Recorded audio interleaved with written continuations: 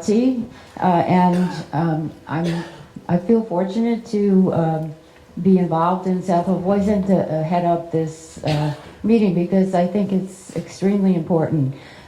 This morning I got up real early, watched the sunrise, and it was truly beautiful. And I thought, boy, I've seen so many amazing and wonderful things in my life. Man walked on the moon, and the creation of the internet, and so many wonderful things, and some bad things too, wars and financial crises and floods. But I think this issue, clean waters, the impact of climate change, is probably the most important thing those of us who are here can address and work on, and something that we can actually do. So many things, we throw up our hands and say, I can't do it, or I can donate, but I can't do it myself. This we can do. We can, especially those of us who have waterfront properties, we can be the stewards that we need to be for the future of this earth, for our children, for Southold Town. So I am so delighted that you're all here, and I am especially delighted to welcome this panel. We are very fortunate to have the people who really have done a lot and are doing a lot to deal with this issue of clean water in Suffolk County. So let me introduce them, and then I'm going to turn over the meeting to them. First speaker is Ken Ziegel. He is an associate public health engineer with the Suffolk County Department of Health Services Office of Ecology, and has over 18 years of experience in groundwater remediation and wastewater treatment. He currently serves as a project manager for the county subwatersheds wastewater plan, SWP, and the DEC-funded Septic Cesspool Upgrade Program Enterprise. That's a lot. With a grant, which provides a significant funding contribution towards the development and implementation of countywide wastewater management programs. In addition, Ken serves as a member of the Health Department Board of Review, manages several commercial wastewater treatment pilot demonstration projects. Prior to joining Suffolk Health Department, Mr. Ziegel worked in consulting as a senior engineer and technical expert, providing oversight and guidance with a variety of groundwater remediation projects. Thank you, Ken, for joining us, and certainly a significant amount of experience that we're fortunate to have with us. Justin Jobin was with us at our prior meeting, and we're delighted that he is joining us again. He is the Environmental Projects Coordinator with Suffolk County Health Department. He's a soil scientist and wastewater management expert, working with a team of engineers, scientists, and public health professionals to address the region's nitrogen pollution crisis. Justin is leading the pilot program evaluating on-site treatment systems for Suffolk County. He also serves as project manager for Suffolk County's Septic Improvement Program, which provides grants and loans to people like us, property owners looking to install nitrogen-reducing septic systems on their properties. Justin has been instrumental in the changes being made to Suffolk County Sanitary Code. Previously, Justin served 13 years as Wastewater Management District Coordinator for the town of Jamestown, Rhode Island. Justin also authored several publications on wastewater management and developed curriculum for New England on-site wastewater training programs at the University of Rhode Island. Welcome, Justin. Welcome again. Emily Efstration. Did I say it right, Emily? Okay. Emily is an environmental analyst with the Suffolk County Department of Health. She serves as a public liaison for the Suffolk County Septic Improvement Program. She is your go-to person. Emily is an expert in all aspects of both the Septic Improvement Program and the New York State Septic Systems Replacement Program. She will be available during our workshop today to guide applicants through the process, assist you in completing your applications, and answer any questions you may have regarding the grants and the loans, even the tax question. Glynis Perry. Glynis is co-founder of AV Architects with her husband Hideaki Arizumi. She's an architect and founder of Peconic Green Growth, a not-for-profit. And in 2013, started plans to install the type of systems we're going to discuss today. She should be commended for her foresight and her leadership and advocacy in this important area. Glynis, thank you. All right, let's begin. Can I just talk real quick? Yeah. Sorry. I'm hijacking this from Ken. Justin Joven again. Just want to go over the format for today, and I also want to compliment Glynis. The bio was really not me self-inflating stuff. Glynis actually wrote the bio for me a while ago, and I just use it.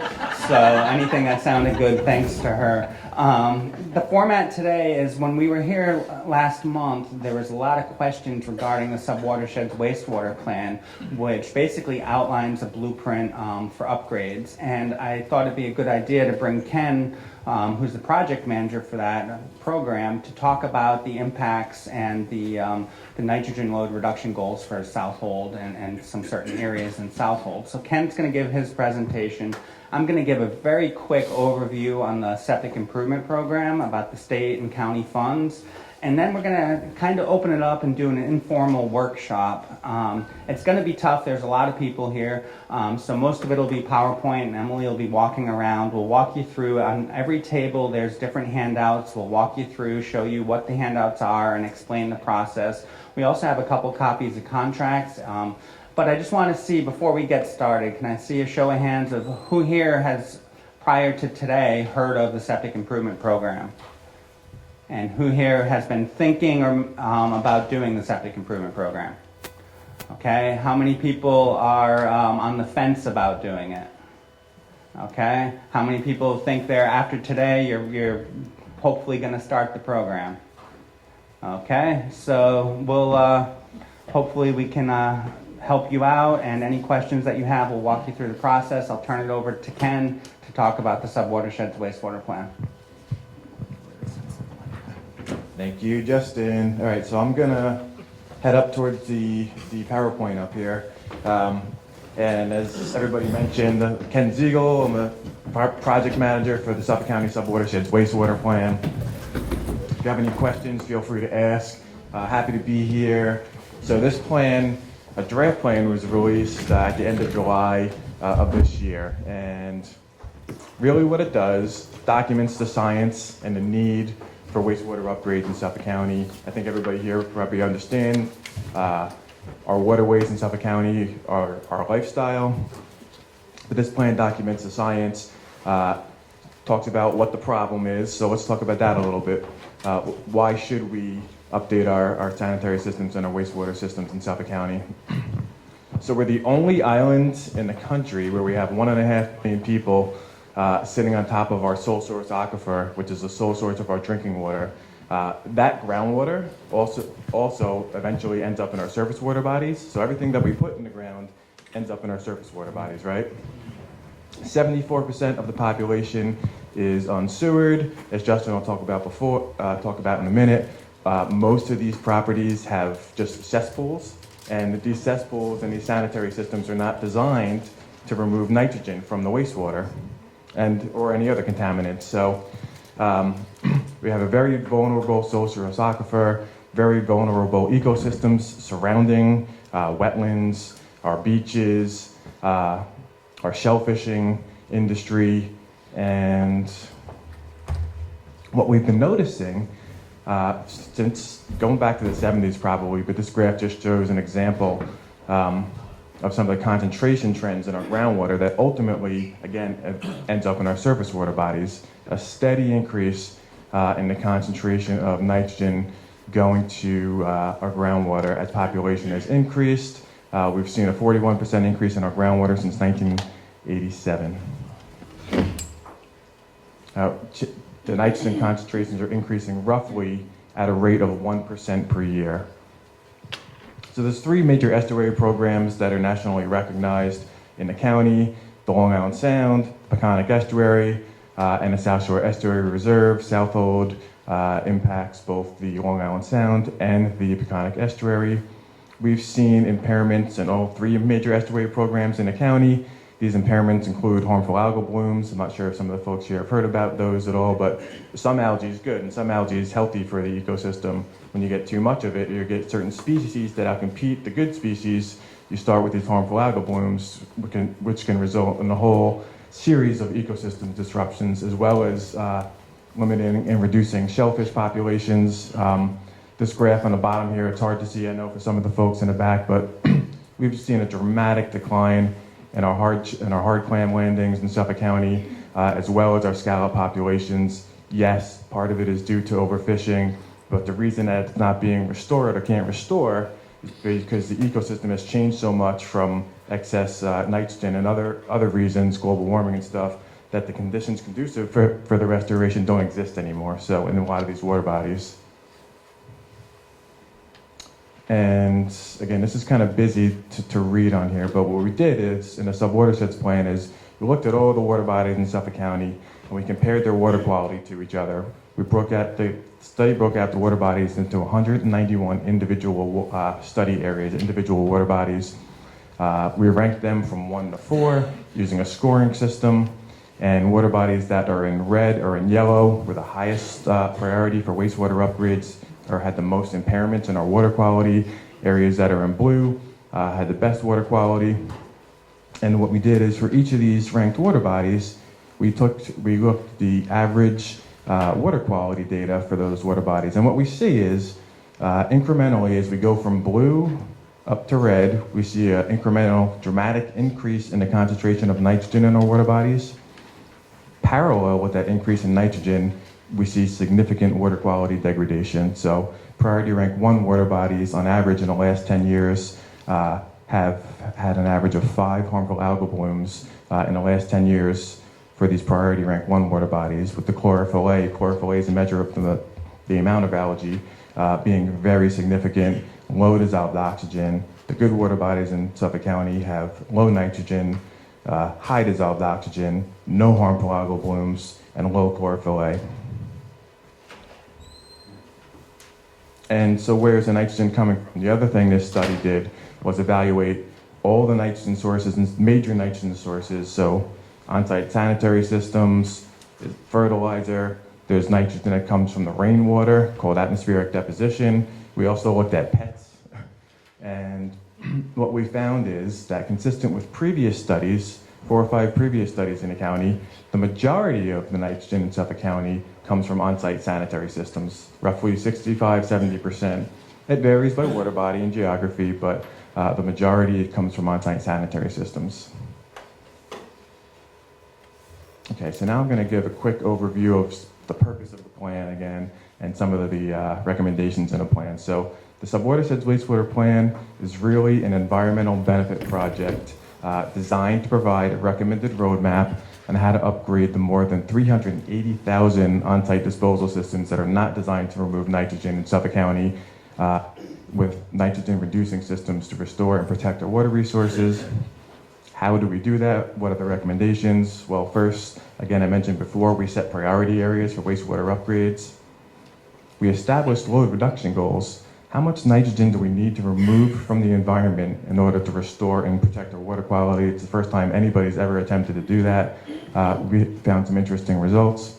And then ultimately, using the priority areas and the load reduction goals, we combined that with a cost analysis to describe how, when, and where to install wastewater upgrades. Now, I do want to mention that the plan itself is just a recommended roadmap. It's a series of recommendations. None of the recommendations in the plan right now are binding. Ultimately, in the future, each policy recommendation that's in the plan is going to have to go in front of the Suffolk County Legislature and the Board of Health to get approved. So this is, again, just a roadmap, preliminary roadmap of recommendations on how we can restore and protect our water quality. So I pulled together some of the findings from the plan, local findings, so to speak. And Mattatuck Inlet's an interesting one locally. It is a priority rank 1 water body, and it's also a good story relative to what can happen if everybody were to upgrade in Mattatuck Inlet in the subwatershed. But throughout this plan, and if folks are interested, there's a handout in the subwatersheds plan on all the desks.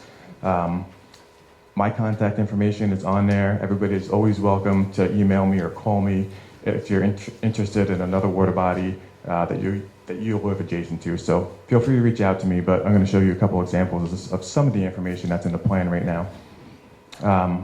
So in this particular graphic here, these different colors and these areas represent, if you lived around Mattatuck Inlet within one of these colored areas, that means that the groundwater underneath your home ultimately goes to Mattatuck Inlet, as well as the nitrogen from the cesspools.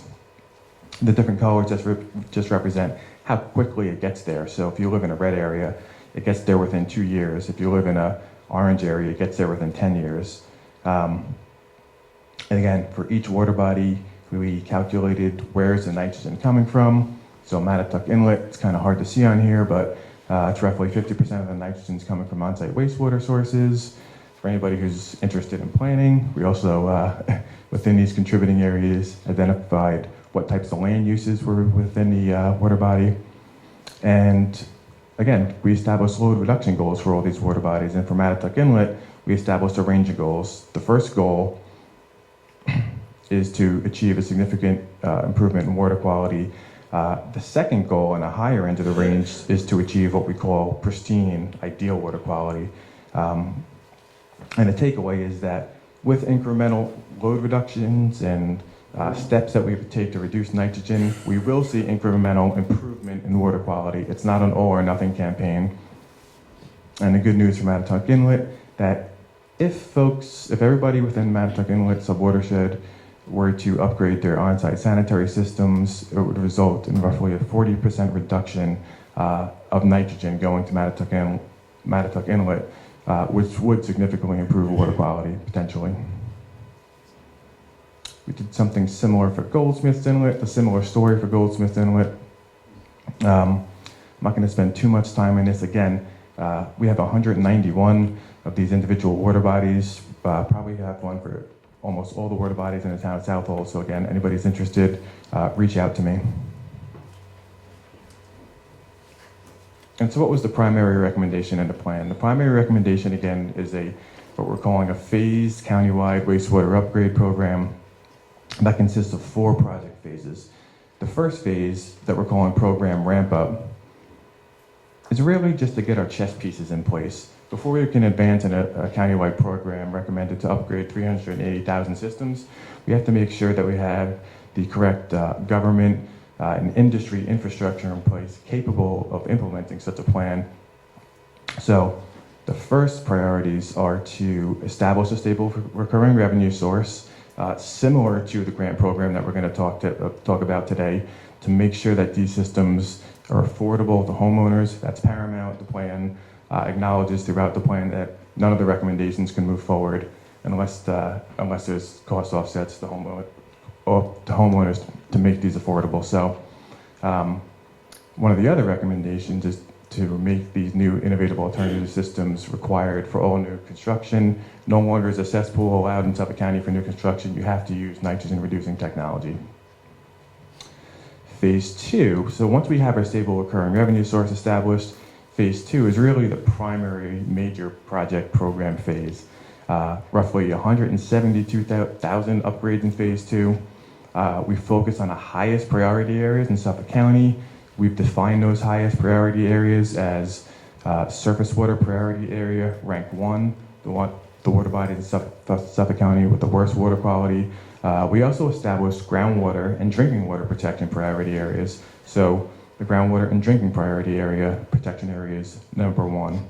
And then in addition, we added in all near shore areas in the entire county. So if you live within what we call the 0 to 2 groundwater contributing area, meaning that the groundwater takes 2 years to get to the surface water body, those are also included in phase 2.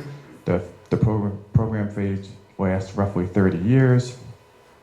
Once we've addressed all the highest priority areas in Suffolk County, then we would go to phase 3, which would be the remaining priority areas.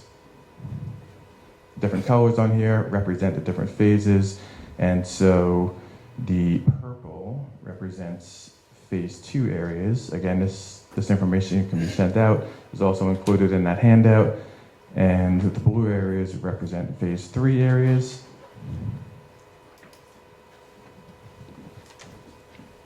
I briefly wanted to mention another evaluation that we did in the subwatersheds plan. So we took a look locally at some unique site conditions, challenging site conditions for wastewater upgrades, and one of them was downtown Mattituck, which is a place that has some businesses, but for a lot of those businesses, there's just not enough space to provide for wastewater upgrades to install these new innovative alternative systems.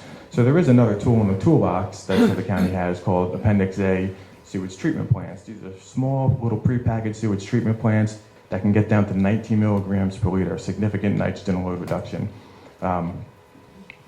So what you can do is you can connect and cluster all these individual businesses to a common small treatment plant, so you get that nitrogen reduction. And so the interesting thing from the Hamilton Mattituck pilot area evaluation was that if the businesses were to connect to one of these Appendix A systems, you could get over an 80% reduction in nitrogen alone, and it would also give the local businesses the opportunity to maximize their potential in terms of wastewater flow while keeping the character of the community. So it's really a win-win for the local businesses and for the environment with these Appendix A systems that we call them. All right. So what was the proposed, probably what most folks are interested in, what was the proposed cost model, so to speak, financial model for the subwatersheds wastewater plan and recommendations? And so what we looked at, and also what would be the triggers for wastewater upgrades. When would I have to upgrade under the recommendations of the plan? And so this is just a little flow chart that shows kind of what the plan recommended. So step one, initiation of a program phase. An individual's property falls within one of those program phases. Step two, on-site system replacements. The homeowner under the proposed plan would have 4 options of when to upgrade their sanitary system under the proposed model. Option 1 would be voluntarily, similar today. Take advantage of existing grant programs and be proactive and upgrade voluntarily. Option 2 would be at system failure. So if your existing system fails and you have to replace your existing system, you would have to come to the health department to upgrade that system with an innovative alternative system. Option 3 would be at major renovation. If you added a bedroom to your house, so to speak, and you had to come to the health department for an upgraded sanitary system, you would have to upgrade to one of these new innovative systems. And option 4, at property transfer. And a fundamental background, again, or basis for all these is that this has to be affordable to the homeowners. And so under all these options, there would be funding available for homeowners to offset the capital costs of these systems to homeowners so that it's not a financial burden to homeowners. This graphic's a little busy and tough to read, but I'm going to just describe the take-home message. And so the model that we used for the subwatersheds wastewater plan is very sophisticated and can actually predict what the concentration of the nitrogen is in our aquifer, in our drinking water aquifer. And red areas, orange areas, yellow areas are generally above the Article 6 of the sanitary code requirements. Red areas are actually above state levels for drinking water. So this map shows what the current conditions look like under current wastewater practices using on-site disposal systems. And then we also ran a model, well, if everybody were to upgrade in the county, what would our groundwater look like? And so on the bottom map, again, it's kind of hard to see on this resolution, but there was a significant decrease in the concentration of nitrogen in our groundwater. Most of the areas that were red, orange, and yellow above the sanitary code standards for the county fell below that standard for the sanitary code. So significant reduction in concentration of nitrogen in our groundwater. And just wrapping things up, some program benefits. So within 30 years, it's the major project phase, we can reverse that increasing trend in nitrogen that I was showing before in our groundwater system. So within 10 years, we can actually do that of implementing the program. We can meet our initial load reduction goal in over 50% of the areas just through wastewater management alone. And we can upgrade all of our top priority areas for the protection of drinking water. After 45 years, we'll achieve that initial load reduction goal for over 75% of the water bodies in Suffolk County. Overall, the highest improvement goal for pristine water quality we would have achieved in roughly 50% of the water bodies. And again, we would have upgraded all of our drinking water protection areas. And then other potential benefits of the program, just restoring water quality in Suffolk County, is protection of human health and pet health, increase in property values, and enhanced protection against storm surges and coastal resiliency. So that was all that I had today. Again, my information's on here, my information's in the flyer. If anybody has any questions, my door's always open. I love to talk about this stuff. I'm excited about the plan. I'm a nerd, so feel free to reach out at any time to ask questions. Ken covered the issue. This is a slide I use all the time. I guess I should use the microphone.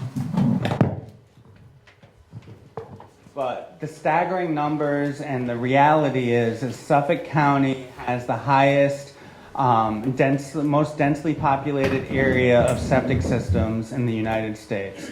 We have 365,000 residential systems approximately. Ken's estimating around 20,000 commercial systems, so somewhere around 380, maybe more than that, systems. All on residential, all on conventional or cesspools. Basically, we're on a sandbar, right? Most of Long Island's a sandbar. So when the regulations were put into effect early on, it was to remove bacteria. Bacteria was the contaminant of concern.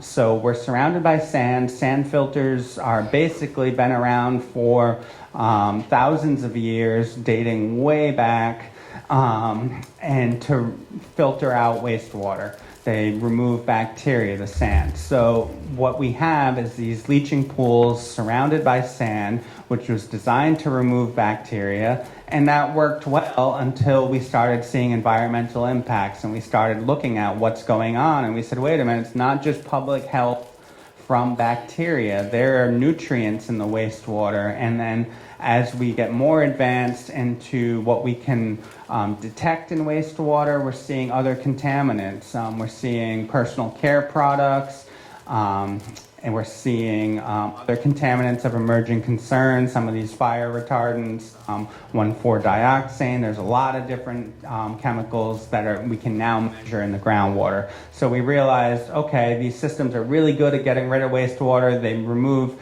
bacteria, the sand that removes bacteria, but we're still getting a lot of items into our groundwater and into ultimately our surface waters. So we want to mention that.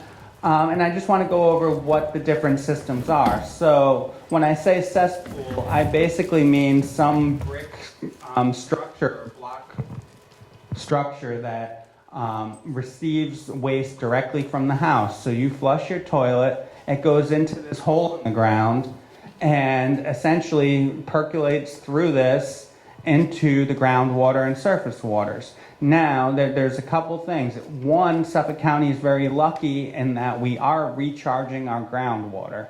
Unlike Nassau County, where it's sewered and a lot of the water is going out to the ocean, so you're not recharging and you have groundwater problems. In Suffolk County, we are recharging groundwater with our wastewater, so there's pros and cons to that. We're putting things into our groundwater that probably shouldn't be there. Right now, our groundwater qualities, Ken mentioned, is doing fairly well, but we're seeing an exponential increase in some nutrients. So what the goal is to clean up the water through these innovative alternative septic systems so that we can, when we're recharging our groundwater, we're removing the nutrients before it gets in the groundwater, before it makes its way to the surface water. And I'll cover that in detail. Cesspools, right now there's about 250,000 in Suffolk County. They've been banned on large capacity. Cesspools have been banned by EPA. They've been outlawed in Suffolk County for new construction since 1973, but there's been this loophole, And it essentially existed up until last year, where if you have an existing home with a cesspool, you weren't required to get a health department permit to upgrade that to a code compliant system. You could replace your hole in the ground with another hole in the ground. And then when that clogs, then you could replace it with a third hole in the ground or an overflow pool. So we closed that loophole, and as of July 1st of this year, anybody who has a cesspool that fails, that wants to upgrade the cesspool, at a minimum, they have to install a septic tank to a leaching pool, which is a system that's been required for new construction since 1973. This is an example of different conventional systems consisting of a septic tank. Most of them are septic tank and leaching pools like we see here. There's already 110,000 of these systems in Suffolk County. They're good at collecting the solids in the septic tank. Basically, it prevents a lot of what we call biochemical oxygen demand and total suspended solids from getting into the cesspool, prolonging the life of the cesspool, and there is some, it's minor nitrogen reduction in these systems. I think Ken estimates 6%. So these systems cost about $6,000 to $8,000. These are the minimum code compliant systems in Suffolk County. So I just want to make everyone aware of this new basically change that became effective in July of this year. So if you have a cesspool, you're going to have to, if it fails or if you choose to upgrade it, you're going to have to go with these new conventional systems, or you can go with the new nitrogen reducing systems, but it's strictly voluntary. So here's just the contractor. Basically, we have a streamlined process for installing this, and we're working to expand that through the innovative alternatives as well. So a conventional septic system, I already mentioned, it doesn't do much to remove nitrogen. We're seeing about 60 to 80 milligrams per liter of total nitrogen coming out of these septic systems, whereas the nitrogen removing systems, which are the innovative and alternative on-site wastewater treatment systems, we call them IAOWTS, they remove 50 to 70%. Some of the better performing ones, which I'm going to cover today, are removing 70 to 80% of the total nitrogen. To put that in perspective, a sewage treatment plant removes about 90% of the nitrogen. Sewering, some recent feasibility studies have shown, depending on if we're talking about building a new sewage treatment plant, that it could cost the individual properties typically be bonded, but when you look at the cost per parcel, it's like $120,000. So what we can do for $20,000 is pretty darn close to what a sewage treatment plant can do. So the reason that we're looking at these three-pronged approach, which is nitrogen removing septic systems, clustering systems, and sewage treatment plants, is because it's not one solution for all of Suffolk County, right? We don't want to, there's a lot of places that sewering is not feasible, it's too expensive, and frankly, people are afraid, rightfully so, that it could upset the local community character, right? So we have these options for these innovative alternatives. If we can work through some of the issues with clustering, maybe that's a good option in the future. So these new systems consist of some sort of septic compartment plus a nitrogen reducing module, and it goes into some sort of leaching structure, whether it's a leaching field, which is used throughout most of the country and most of New York State except for Long Island, or the leaching pool, which I showed earlier. Right now we have, this slide is out of date. We actually have 550 innovative alternative systems installed in Suffolk County. There's about 100 that have been permitted. Actually, I'll go over it later in Southold. And I just want to be very clear. Everything Ken presented about requiring these, that's going to take a legislative action. Right now, there is no requirement from the Suffolk County Health Department to install these systems. And I also want to address the term innovative alternative. When we decided what to call these new nitrogen removing systems, we went with innovative and alternative systems. That's what Rhode Island uses, that's what Massachusetts uses. The county, before they brought me on board, again, I spent 15 years in Rhode Island prior to coming out here working with these systems. So to me, the name innovative and alternative is really not the best name, because innovative implies almost experimental, right? New. And these systems, again, I've been working with them for 15 years. When I was just a senior in high school, is when the state of Rhode Island started really looking at these. They actually started, Massachusetts and Rhode Island started experimenting with the first nitrogen removal systems back in 1985. So the term innovative, yes, they're innovative. Alternative, I don't like that word either, because I think this should be the norm, because it's a proven technology and we have significant problems with nitrates, and I see this as being a solution for most of Suffolk County, not all of Suffolk County, but most of Suffolk County. So right now we have 8 systems that have been provisionally approved for use in Suffolk County.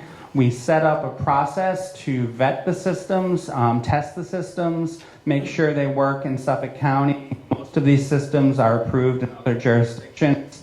They're very different systems. They've all met our standard of 19 milligrams per liter. Some are doing better than others.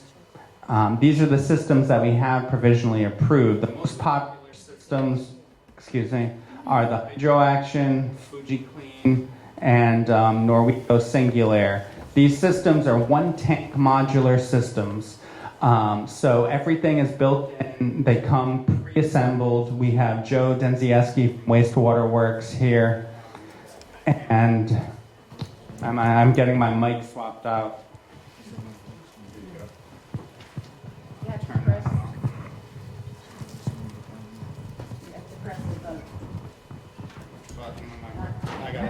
All right, hopefully this is a little better. So we have these 3 systems that are most popular. It's because they're the smallest system. They do everything in one contained unit.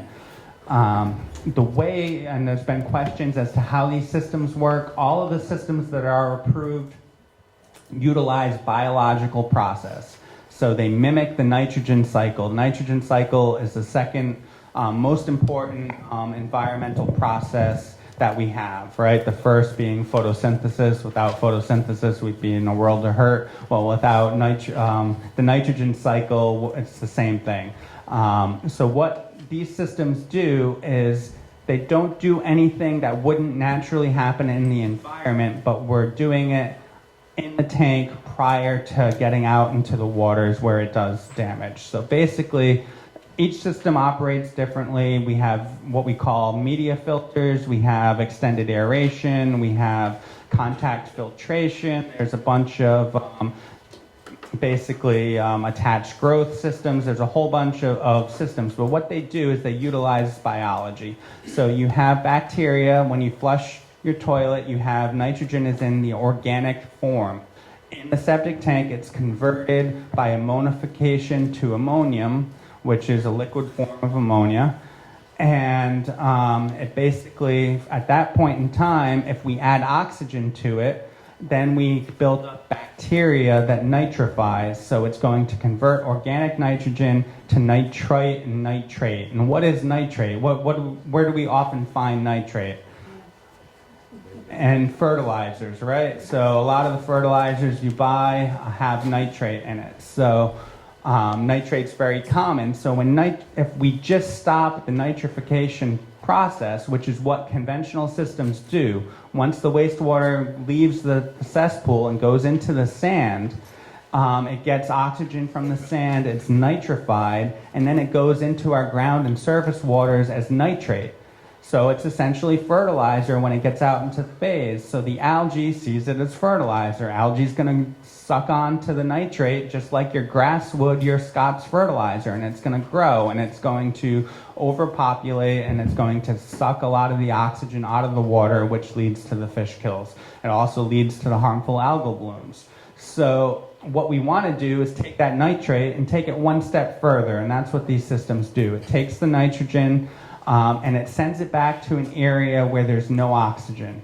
So we add oxygen, then we're taking away oxygen. So Joe puts it best when he gives his presentation. I get too much into the science, he simplifies it, and he basically just says you have hungry bugs that want oxygen, and you put them into an area where there is no oxygen, and the nitrate molecule, NO3, it has oxygen in it. So what do the bugs do? When you take away their food source, they start to attack the nitrate molecule. They take the oxygen off of that, and now it leaves you with nitrogen gas, which is vented out through the roof stack of the house or a vent from the system. And nitrogen gas is harmless. So we're transferring the nitrogen into an inert gas.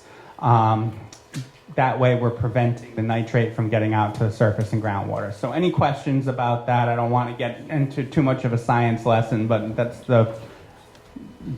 Quick question about Yep. the nitrogen gas. The systems are vented in your front yard or wherever you've located it. Is there any smell to it? Because nitrogen from your own system can have an odor. So that's a great question. We can talk about, is there smell from the systems? The nitrogen gas doesn't have a smell. What's going to smell is your traditional septic system. If I were to add an air vent to that, then yes, you're going to get a smell because you don't have oxygen in that. It's an anoxic system. You have a lot of hydrogen sulfide type smells. What you have with these systems, and we could take you out to numerous systems, that there is because we're treating it with the oxygen, we're adding back the bacteria, the aerobic bacteria that thrives on the oxygen is breaking down the solids. You're going to get all of these systems that we go to. If I were to pop the lid, you would get a very musty, earthy smell. It's not going to have a septic odor on it. If it does have a septic odor, that means that the bacteria in the tank is not where it should be. So you would call your service provider and they would make an adjustment to the settings. But we haven't had any complaints with these systems regarding odors. So I do want to just quickly go through before I know I don't want to take up too much time, but I do want to mention the approvals in Suffolk County. The three most popular systems, HydroAction has 489 systems approved, FujiClean has 638, and Norweco Singular has 292. Lately, we've seen a surge in the Orenco system as well. They have 36, and Septic is 12, but that's actually going to be in the 30s soon. So the most popular systems are HydroAction and FujiClean. I don't have the performance slide, but I do want to mention that not only are the most popular systems HydroAction and FujiClean, but the best performing systems are HydroAction and FujiClean, getting down to close to 10 milligrams per liter. Right now, they're averaging right around 11 milligrams per liter. So I see a question in the back. I'm going to hold it till I get through this quick overview. So our septic improvement program was signed into law, I believe, in March of 2017. It became effective July 3rd, 2017, and it consists of, right now, it consists of 2 grants and a loan program, potentially. So we have a base grant from Suffolk County. This is money that was put aside by referendum. And it's $2 million a year that the county currently has through 2021. And we have a grant of up to $20,000. It's a $10,000 base grant with 2 incentive grants.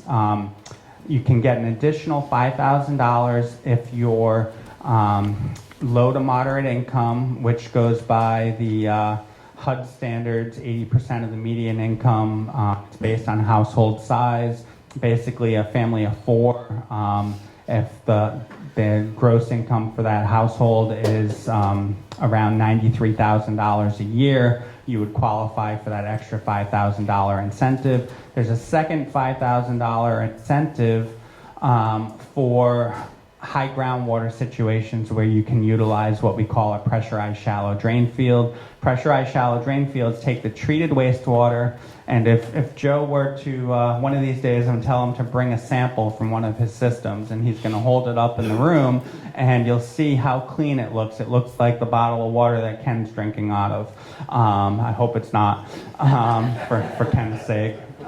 But it looks clean. When you have water that doesn't have a lot of solids in it, right, you can do creative things. And what we do with these pressurized shallow drain fields is we pump water into the root zone of the plants. We're going no deeper than 18 inches below grade.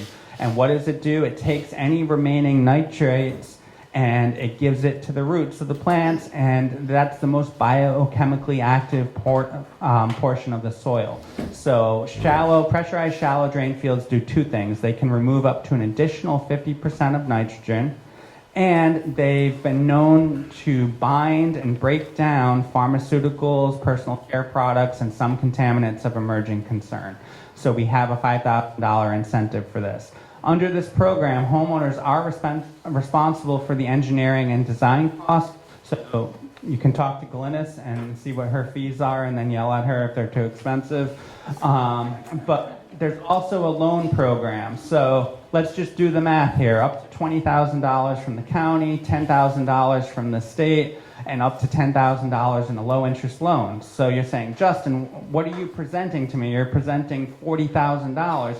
How much do these systems cost, right? So I mentioned earlier, the average cost for a 4-bedroom home on the North Fork, because believe it or not, the South Fork numbers are kind of skewing our costs, but on the North Fork, we're seeing $22,000 to $25,000 cost for these systems. But there are going to be those sites that have really small lots and hard to access that might cost more.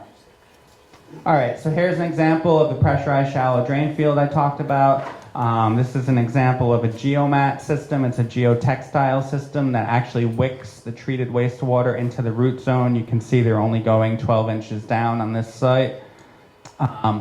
Here's an example everybody's seen. I know I've seen these in Southold and Orient driving out to the ferry. Retaining wall systems, really expensive. $45,000 if you're doing a conventional retaining wall system where you have to mound up your system to get groundwater separation. $45,000 and no additional treatment for nutrients or contaminants of emerging concern. Here is an example of a pressurized shallow drain field. This photo was taken in August of 2018, and the homeowner was not using their irrigation system. And look at that nice green grass as another added benefit, and it cost $26,000. So for high groundwater sites, this is a really great alternative to look into. So grant eligibility criteria, we used to have a whole list, but we changed the law to be consistent with the state law. So basically, if you pay your taxes and don't have any Suffolk County tax liens, if the property's not in foreclosure or under foreclosure action, if you have an existing septic system or cesspool that you're replacing, you're eligible.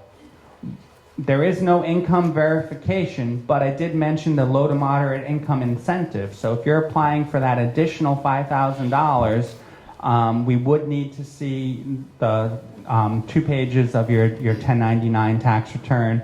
We want you to redact your social security number from that, or if you did email it to us, we'll redact it and keep all that's confidential and shredded. So that's pretty much it. I mean, you do need some paperwork, and we'll go over this later during the workshop. But you need a certificate of occupancy or zoning compliance or letter in lieu of certificate of occupancy. We need your homeowner's insurance, just to make sure you have a homeowner's insurance declaration page, so that just covers everybody involved. And then the other thing we want to see is your tax bill, and that's just going to allow us to make sure that it's a residential property. The county grants are only available for residential properties. The state grants are available for commercial properties up to 1,000 gallons per day. If you have questions on that, Glynis is the person to ask. That's basically a small commercial property that would be eligible, and they'd only be eligible for up to $10,000 for the state program. All right, so our priority areas right now, preference is given to the travel time that Ken mentioned, which is the 0 to 25-year travel time represented by the blue and yellow on the map below. Once the watersheds plan is past the draft stage, we're going to start incorporating Ken's maps into our priority areas. If you're not in a priority area, it doesn't mean you can't get a grant.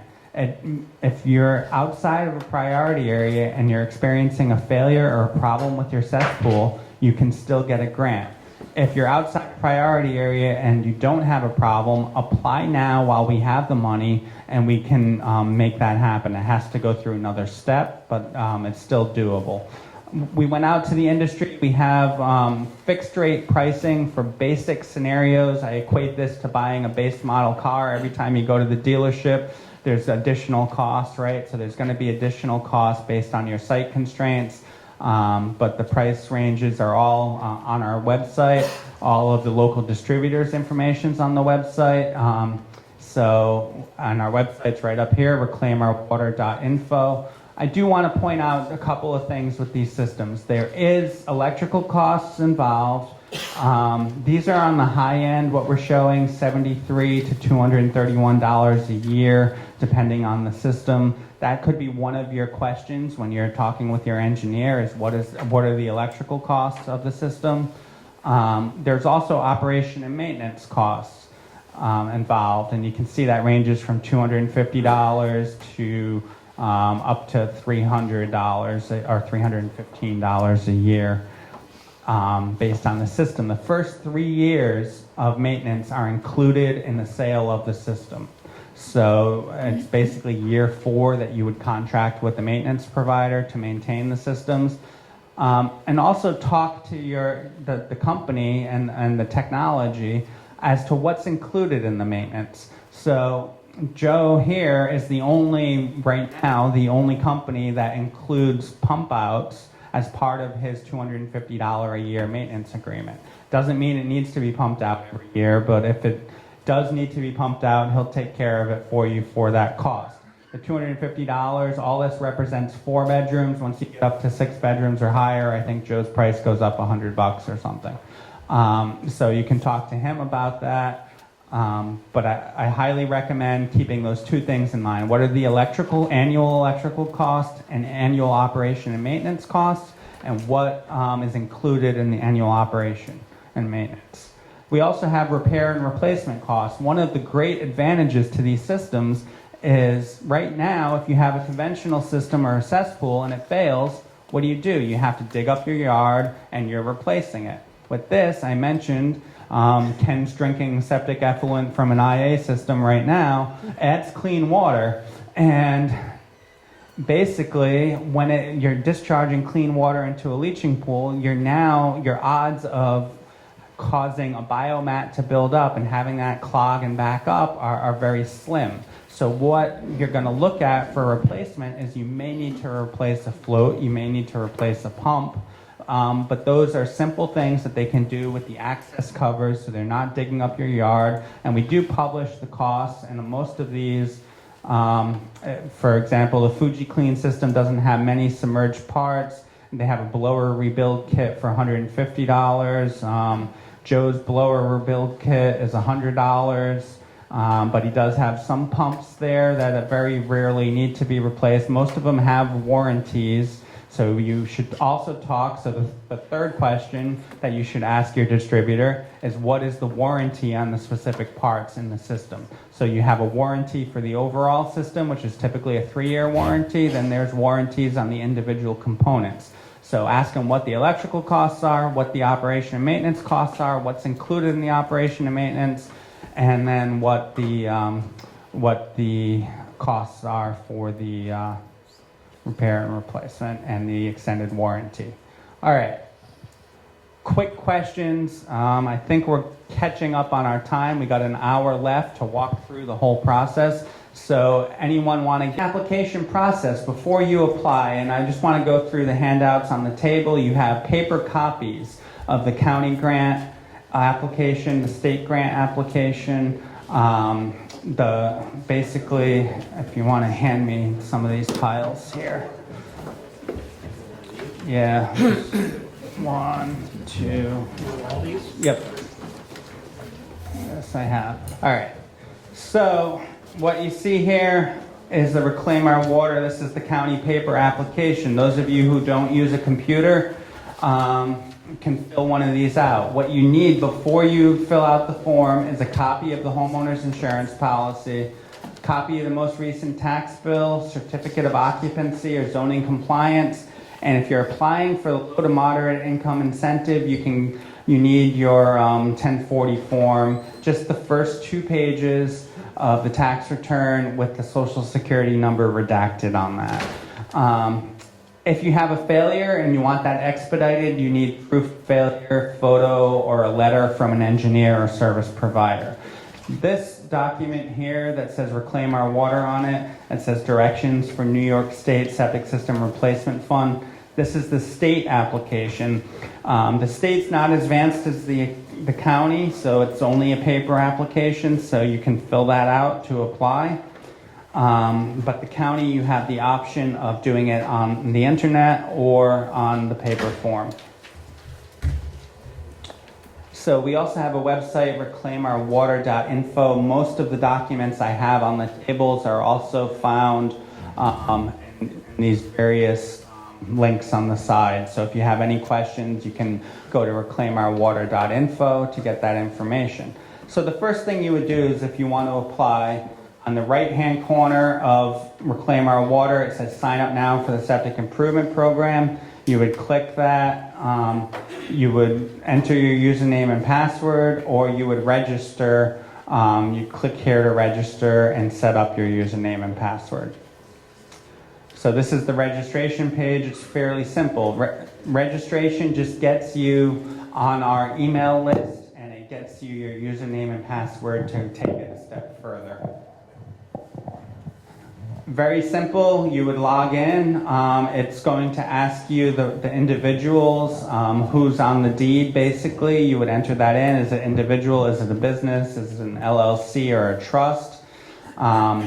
And then you could add additional owners as needed. I know a lot of these properties out east are in trusts, so we have a lot of pull downs. If it is in a trust, we will need the trust agreement because we need to see who the members are, because they technically have to sign the application and the contract. Dwelling information, you would type in your address and hit verify, and then the computer will automatically look up your lot. Once you verify, it'll automatically populate the tax map number, so you don't have to have the tax map number handy, and it'll tell you what priority zone you're in, which is useful. So you also have the opportunity, if you have a separate mailing address, if it's different from your site address, you'd want to enter that in there. And then we look at a couple of things. Is it single family, yes or no? It doesn't matter as long as it's residential, but we want to have that for our records. We need to know the number of bedrooms, and we want to see, is it occupied year round, yes or no? Again, it doesn't matter if it's occupied year round or seasonal property, you'll still get the grant. But this helps us because there's certain sampling requirements the manufacturer has for year-round that differ for seasonal properties. So we just want to know that on the application. We also want to know the number of occupants in the house. This will help us. The computer will basically take your tax return information, number of occupants, and determine automatically if you are eligible for the low to moderate income incentive of $5,000. So that'll help us when we get your grant ready for you. Then we just have some simple questions. Current septic system, septic tank and leaching pools, block cesspool, precast, other, unknown. If you don't know what it is, just go with unknown. And then it's asking, are you proposing to replace a failed or failing sanitary system? If the answer is yes, then you have to answer these additional questions. Are you pumping more than 2 times per year? Has it collapsed or is it collapsing? We have special procedures for collapsing systems, so we need to know that. And then is it backing up into the house? Is there wastewater rising to the surface of the ground? Those are all things that we look at. We do want evidence of failure. So like I said, either a photo or an engineer's letter or a service receipt from your septic pumper. So then a few more questions. Is the application for construction on a vacant lot? If you answer yes, if the lot has never been developed, if it's a virgin lot, you're not eligible for the grants. That's the only thing that's not eligible. Does it rely on on-site septic system? So basically, is there an existing sanitary system? There has to be an existing sanitary system that you're replacing or upgrading in order to be eligible. Are there any property tax liens or on the property? We already went over that. This is something that we can probably take off of the application because we check this ourselves. We do a couple of things. We used to ask for the homeowners to upload the deeds. Instead, we realized we have access. The county is the one that has the deeds, so why don't we get it ourselves? And then we also check if there's tax liens or foreclosures on the property. So we do that. So we can probably streamline this application by removing this. So what you would do is you would hit next page once you complete that. And then it brings you to the uploads page, which is just like uploading any documents online. You would select the document type. Is it a CO? Is it an insurance, tax bill, income tax return? You would upload that, attach the documents, hit next or submit, and then you're submitted and you're in the program. So it's fairly straightforward. Again, if you're not comfortable with the online process, use the paper form. We do have a phone number. It's on all of our documentation. It's 852-5811. And that goes to Joan Crawford. Her sole job is to walk people through this process and help people with the application intake. So feel free to call. She'll walk you through any questions.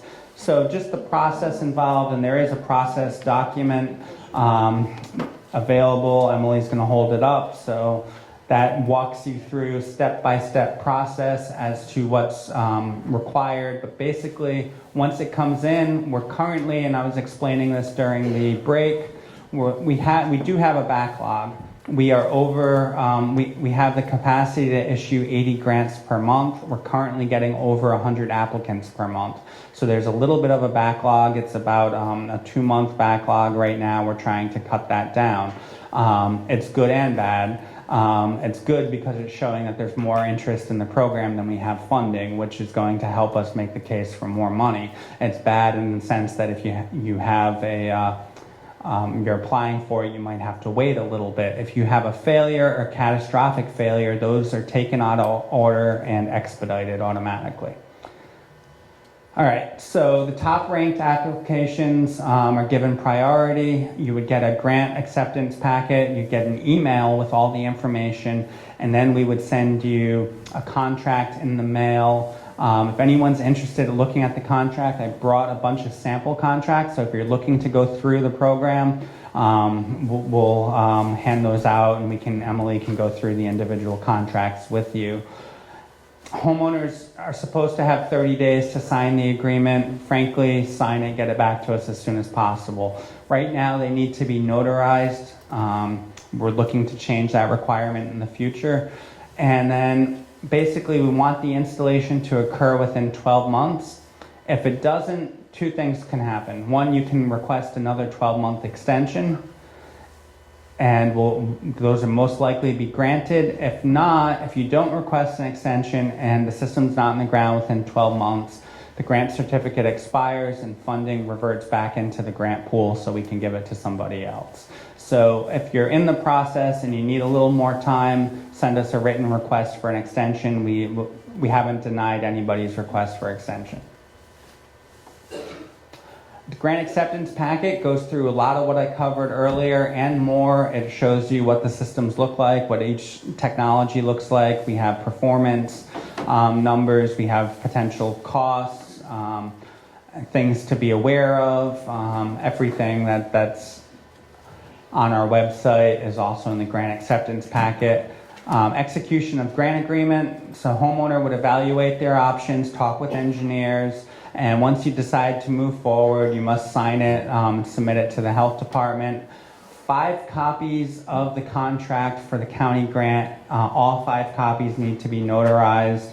It needs to be initialed in places. Again, we have copies. Emily can walk you through that. Then the state application is very simple. That'll be sent with the grant acceptance packet. You sign the state application, or I handed it out to everybody today, so you can take it and fill it out now and send it in to us. Once you get a grant contract, it's only 3 copies. It doesn't need to be notarized. It's a much simpler process. We need the originals mailed back to us, and then we'll get you the state money. Copies of the fully executed contract. So it does have to go through the county contract process, which takes a couple of weeks. But then that'll be returned to the homeowner. Once you contract with your design professional, that's at your own expense. And once now it goes to the Office of Wastewater Management. The design professionals like Glynis prepare the plans, get the plans approved. The Health Department, Office of Wastewater Management issues a permit to construct.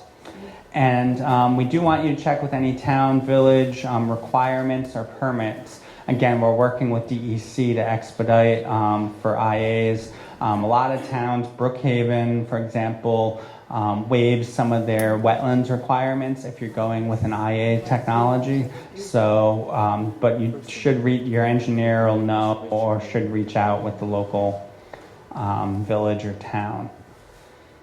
All right, so then you want to evaluate your funding options. So Emily provides a grant eligibility memo, and it's a little complicated because the state money doesn't cover everything. There's certain things that they don't cover. So they don't cover sales tax, they don't cover the abandonment of the existing system, and they don't cover operation and maintenance. But that is covered, all of those are eligible expenses under the county program. So there's this worksheet that Emily does that basically has the county grant, county amount, county eligible expense, state eligible expense, and then it tells you how much you're getting of state money. Typically people get between $9,000 and $10,000 from the state money. So once you have an approved plan, Emily's going to email you, and it's going to say your designer has designed whatever system. I'll go with HydroAction since Joe showed up today. And here's a list of all verified installers for HydroAction. So you would then reach out to the installers for price quotes. Once you have an installer that you're comfortable with, you might prefer some installers over others. And not necessarily by price. There might be some that you're just more comfortable with, and they might have a smaller machine to access the property or things like that. So these are conversations to have with the installers. You do want to ask them what the disruption to the property is. Once you're comfortable with an installation price quote, you would submit the price quote to Emily, and she basically does a set of assignment of payments. An assignment of payment is very simple. It's on the back of the contract. Basically what you do is you're telling the county that we have your permission to give the grant money directly to the contractor on your behalf. So what that means is you don't have to pay the contractor and then get reimbursed by the county. The money goes directly to the contractor. That also helps with the taxability issue, which I'll get into in a minute. So there's also a state reimbursement request form. I'm trying to eliminate this form because we're not doing state reimbursements. We're doing assignment of payments. So it seems to be a little redundant to have both the state assignment of payment and a reimbursement request form, but that's something we're working on. So there's basically an assignment of payment for the county, an assignment of payment for the state, and the state reimbursement request form. Once you sign all those, get those back to Emily, she releases the plans to the designer, and then you can schedule installation. So installation process is fairly simple. Once she gives you the okay, it can be installed. We have inspectors that go out to visit the site, make sure the installation is installed in accordance with county and manufacturer standards. We have an inspector certification process. Once we witness that the system's been started up, we basically can issue an inspector certification letter. So basically the inspector goes out, signs off on the installation. Once we get your operation and maintenance agreement, homeowner registration form, and the installation certification forms from the installer, which are all standard forms that have been required for a while, we'll issue a letter of inspector certification that gives us the authority to issue the payments and begin the payment process to the installers.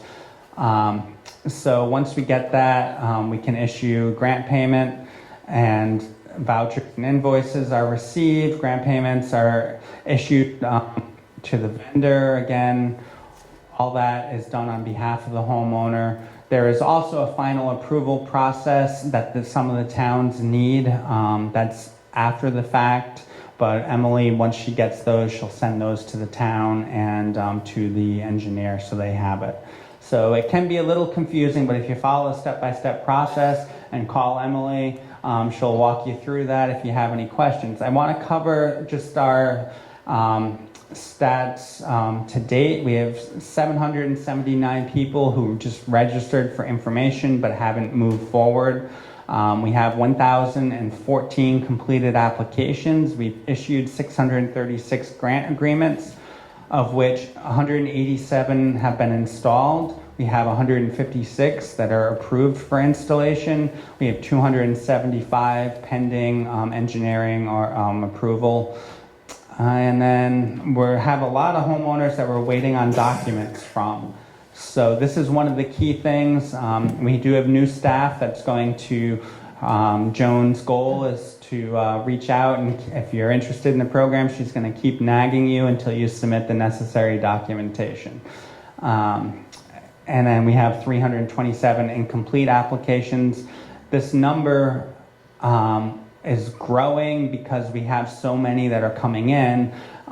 Again, we're looking at 100 a month. It looks like we've had probably 100 come in that are incomplete that haven't moved forward. So once those move forward, the demand for the program is really high. I guess that's my point in all of this. So breakdown by town, you can see Southold, we're trying to grow these numbers. Initially, the towns that have their own funding source, initially we only had $10,000, now we have up to $30,000. But initially there was only $10,000 in county money, so Southampton, East Hampton, Shelter Island all had their own additional programs, so that's why the numbers for Southampton, East Hampton, Shelter Island are pretty high.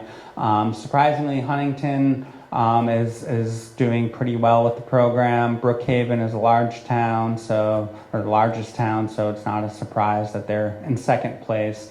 Southold doing pretty well. We've seen actually a surge from the last SoutholdVoice session I did, which is why I was so excited to come back and why I'm even more excited that people hung around after the break to hopefully go through the process. So hopefully we can get these numbers up. Next week I expect to see this number double. No, not really.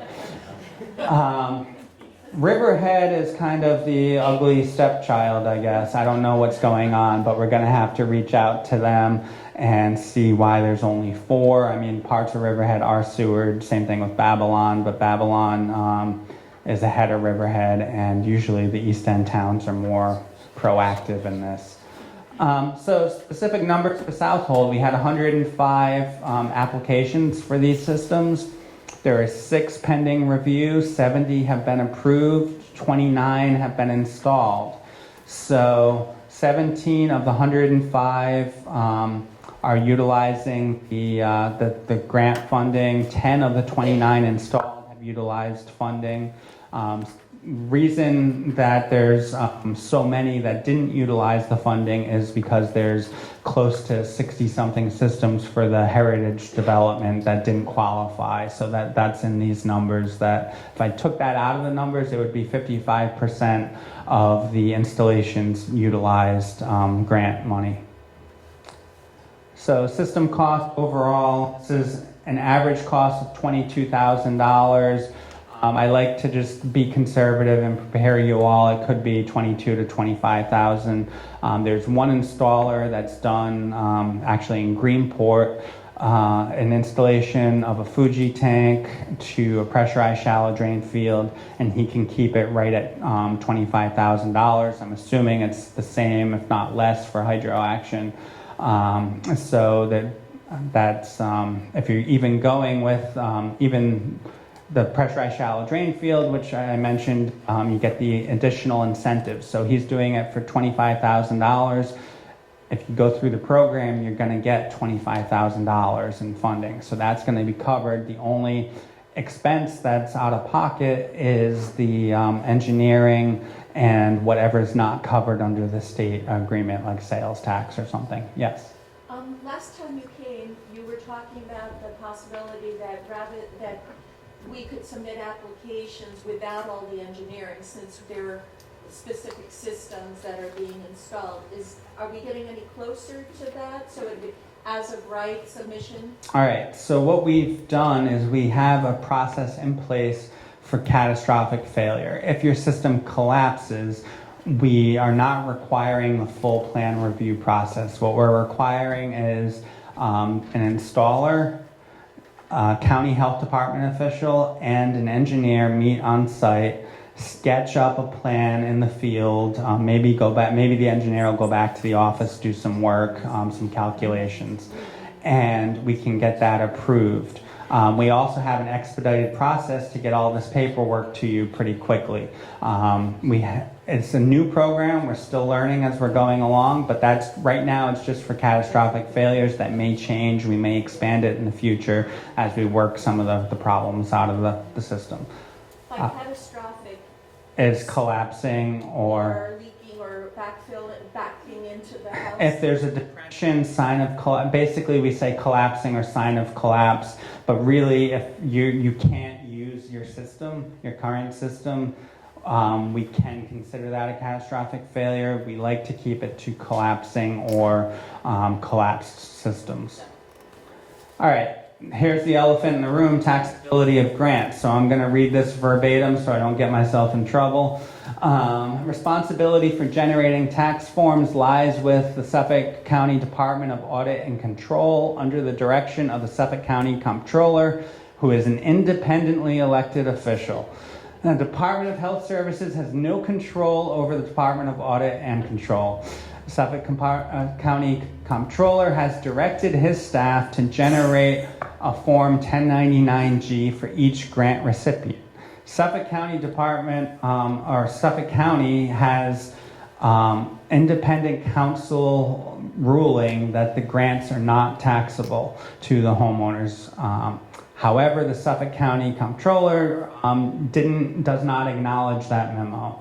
So he decided to issue 1099s. Last year it was a little confusing, if you realize I kind of went off script, but it was a little confusing because the installers and the homeowners received 1099s. And then he rescinded the ones to the installers. So our argument and the argument made to the IRS, which the comptroller wrote the argument to the IRS, and he did a good job with that, so I'm going to give him credit where credit's due. He submitted basically an argument that because the money is going directly to the installers are paying taxes on that, that's income that they're receiving. The homeowner shouldn't be on the hook for that as well. That's double taxation. They also made a lot of other legal arguments based on a legal precedent for grant programs that have existed. We paid money to have this expedited, and hopefully by the end of the year we will get a ruling from the IRS. However, if you're concerned about the taxability, and if the taxability of the grant is, potential taxability of the grant is preventing you from moving forward, please contact the Suffolk County Comptroller's Office at 631-853-5040, and also talk with your tax professional, your tax lawyer and accountant, because just because you receive a 1099-G does not mean that it's necessarily taxable. And your accountant can walk you through the process. If you're doing work on the property, it may be considered capital improvement. There may be things that the accountants can do. I'm not giving you any tax advice. I know numbers scare me when it comes to IRS and accounting practices, and lawyers scare me even more, so I'm not giving any advice in that regard. But basically, this is where we are. It's unfortunate that the county comptroller thought or wanted the direct opinion from the IRS, despite we had the opinion from our counsel, which we've used in other matters. All right, I'm just going to show some photos of what these systems look like. They do have control panels and blowers and air vents. Here's a hydro action system. You have 2 lids. You can kind of see the controls tucked in back here and air vent tucked in over here. Here's a site in Jamesport. This is a FujiClean system. One thing I want to point out, look at the nice green grass. She is not irrigating that. She is not fertilizing that. That is being treated with a pressurized shallow drain field. That green grass is treated wastewater, and that's the additional nitrogen that's remaining in the wastewater being removed through the grass and the plants. In fact, in the winter, in a lot of these systems, in my Rhode Island days, I'd see snow, and then where the pressurized shallow drain field is, you see lines of grass in the snow because it's warm and there's a lot of biological activity in that soil where that's getting the warm treated wastewater. Here's just an example of some landscaping, FujiClean system after it's installed. There are 3 lids on the FujiClean system, 2 lids on the hydro action system. Norweco has 3 lids. Septic has 2 tanks, so there's 4 lids. But you can't see them. Where do you think the Septic system is here? Any guess? All right, it's right here in this planted island. So they hid the lids in a mulch bed. Very easy to move the mulch aside to access the system.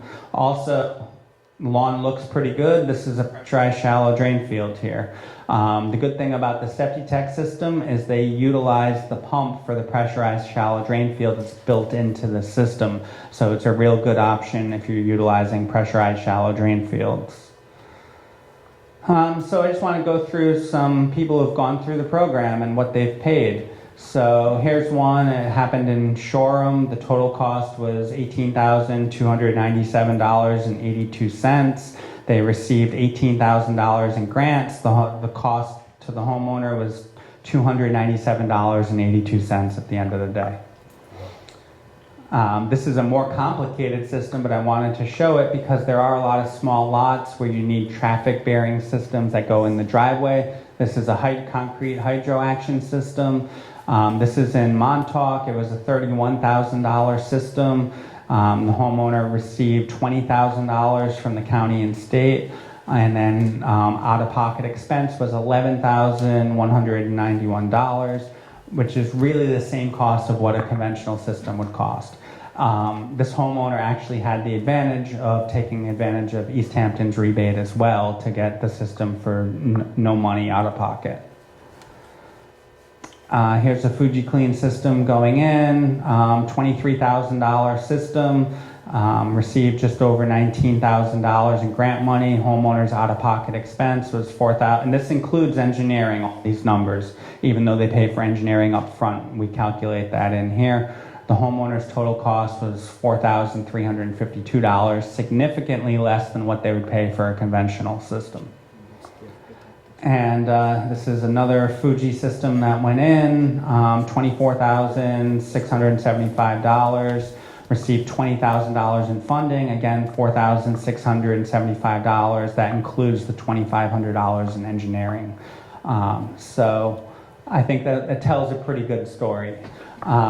Any questions? Here's my email. Here's the website. Go to the website. And if you want to hang around, we have sample contracts. If you want to know, if you're going through the process and you want to know how to fill out the contracts, Emily can show you that. If you have any questions on these forms or paperwork, we'll go table by table and work with you on that. And thank you all for your attention and for sticking around. And